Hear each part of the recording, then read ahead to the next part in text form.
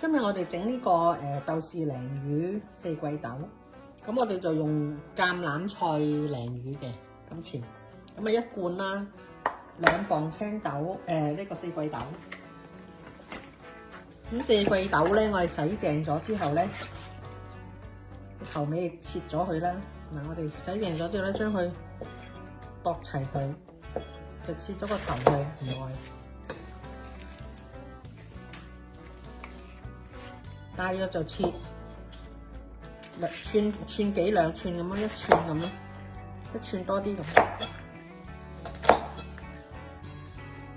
然之後你就反轉嚟咧，又剁齊佢，個尾都切走佢。